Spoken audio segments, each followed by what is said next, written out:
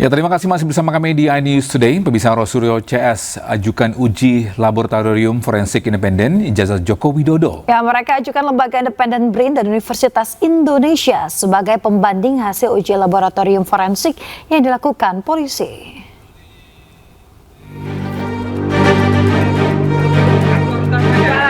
Roy Suryo CS mengajukan uji laboratorium forensik independen terhadap ijazah Joko Widodo.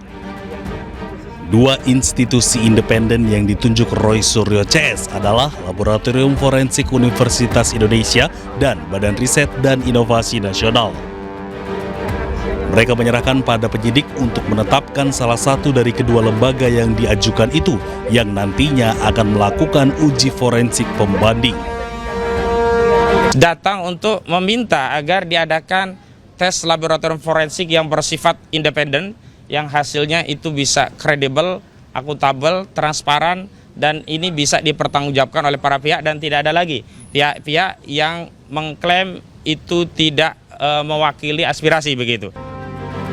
Sebelumnya Polda Metro Jaya telah melakukan gelar perkara khusus kasus fitnah ijazah Jokowi. Dari gelar perkara tersebut, Roy Suryo CS masih tersangka. Polda Metro Jaya minta Roy CS ajukan pra-peradilan dengan status tersangka tersebut. Sementara itu, pemirsa, tersangka fitnah Jokowi Roy Suryo kembali mempertanyakan watermark dalam foto ijazah Jokowi. Ya, Roy pun menduga ijazah Jokowi itu dimodifikasi. Berpikir, apakah ini barang yang sama? Jangan-jangan ada barang yang lain. Jangan-jangan, sekali lagi. Karena di sini sama sekali nggak ada watermark, sama sekali nggak ada emboss. Kenapa? Karena waktu itu kita belum mempermasalahkan watermark, belum mempermasalahkan emboss.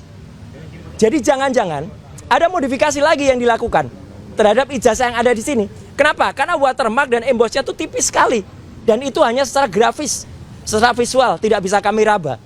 Ya, karena itu sangat mungkin. Kenapa tipis? Karena kalau tebal nanti menimpa semuanya lagi. Nah, nanti saya jelaskan. Kenapa saya bisa melakukan analisis ini? Izin, Pak Gub. Saya terangkan ya, mohon maaf sekali lagi, jelek-jelek gini, 30 tahun yang lalu saya adalah juara nasional lomba fotografi. Juara nasional loh, juara 1. Ya, lomba fotografi nasional Piala Parpostel. Pada saat tahun yang sama saya juara 1 lomba perkebunan, foto perkebunan. Dan juara 2 lomba iptek Piala Pak Habibie waktu itu. Ya, dan saya juga orang yang tidak hanya berkutat di dunia fotografi motret. Saya adalah orang sejak SD. Sekali lagi, sejak SD, sejak tahun 78. Saya sudah mencetak foto di kamar gelap sendiri di rumah saya di Pakualaman. Ya, sementara itu tim kuasa hukum Roy Suryo CS menambah daftar saksi dan ahli dalam penanganan perkara dugaan ijazah palsu Presiden ke-7 Joko Widodo. Iya, jadi saya jemput aktor utamanya. Pemirsa, Jamada Girsang menjelaskan pihaknya telah mengajukan 6 ahli dan 3 saksi dalam proses hukum dugaan ijazah palsu Joko Widodo. Salah satu nama yang diajukan sebagai saksi yakni akademisi Rocky Gerung. Girsang pun menegaskan penambahan saksi dan ahli telah sesuai prosedur hukum. Hal ini juga sebagai salah satu upaya untuk meluruskan sejumlah spekulasi di masyarakat. Saksi ahli yang kita sudah ajukan waktu gelar perkara itu ada 3 orang. Tapi saya nggak perlu spill namanya. Kemudian hari ini kita tambahkan lagi 3 ahli. Berarti total semua 6 ahli. Dan 3 saksi adjudge. Sebagai informasi, ahli yang kita ajukan hari ini adalah satu, saya sebut namanya adalah Rocky Gerung.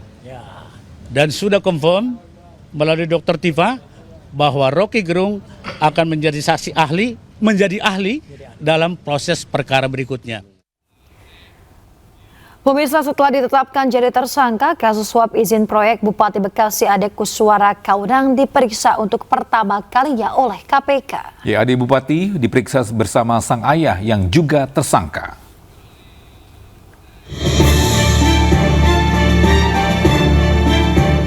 Bupati Bekasi Ade Kussuara Kunang menjalani pemeriksaan di KPK Senin siang tadi.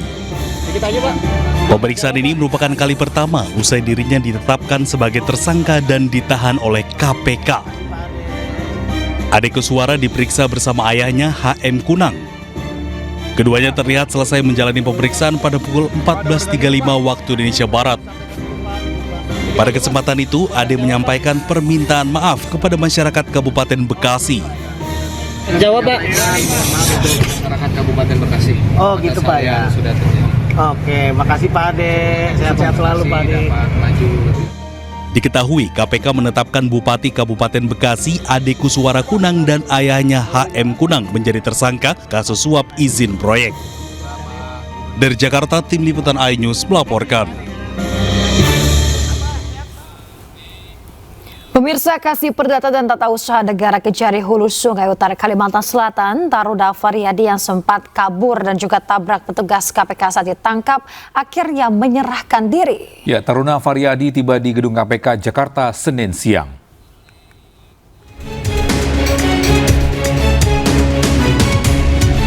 Kejaksaan Agung menyerahkan Kepala Seksi Perdata dan Tata Usaha Negara Kejari Hulu Sungai Utara Kalimantan Utara Tri Taruna Faryadi ke KPK. Taruna Faryadi tiba di Gedung Merah Putih KPK Jakarta Senin siang sekitar pukul 12.50 waktu Indonesia Barat. Saat ditanya terkait alasan menabrak petugas KPK dan melarikan diri saat ditangkap, Taruna hanya diam dan melambaikan tangan. Mereka kabur kemana, Pak? Sampai nabrak petugas KPK, Pak? Pak, kenapa sampai nabrak petugas KPK, Pak? Kejaksaan telah menyerahkan seorang oknum TTF Kasidatun pada KPK untuk kepentingan proses penyidikan dan sudah terima dan saat ini sedang dilakukan pemeriksaan oleh KPK. Penyerahan tersebut merupakan bentuk sikap kooperatif dan transparan kita sekaligus wujud nyata komitmen institusi dalam mendukung langkah-langkah penegakan hukum dan upaya bersih-bersih internal guna menjaga marwah dan integritas Korps Adiaksa. Sebelumnya pada Kamis 18 Desember lalu, KPK melaksanakan operasi tangkap tangan terhadap 3 pejabat Kejaksaan Negeri Hulu Sungai Utara. Mereka adalah Kepala Kejaksaan Negeri Hulu Sungai Utara Albertinus Pena Pitupulu, Kepala Seksi Intelijen atau Kasih Intel Asis Budianto, dan Kepala Seksi Perdata dan Tata Usaha Negara atau Kasih Datun Tri Taruna Faryadi. Namun Tri Taruna Faryadi melarikan diri dan menabrak petugas KPK. KPK menetapkan ketiganya sebagai tersangka dugaan pemerasan terhadap sejumlah perangkat daerah di Hulu Sungai Utara, Kalimantan Selatan. Pada Agustus 2025, Saudara APN diduga menerima aliran uang sekurang-kurangnya sebesar 804 juta rupiah. Selain melakukan dugaan tindak pidana pemerasan, APN juga diduga melakukan pemotongan anggaran Kejari Hulu Sungai Utara melalui bendahara yang digunakan untuk dana operasional pribadi. Tersangka Albertinus Napitupulu dan Asis Budianto telah ditahan di kantor KPK selama 20 hari sejak 19 Desember hingga 8 Januari 2026. Tim Liputan iNews melaporkan.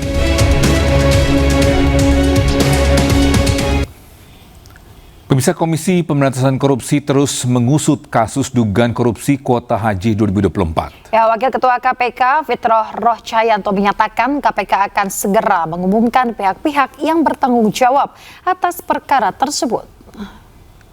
Beberapa perkara yang memang belum tuntas dan belum diselesaikan di tahun 2025 bukan karena faktor apapun, tetapi murni karena untuk kecukupan alat bukti.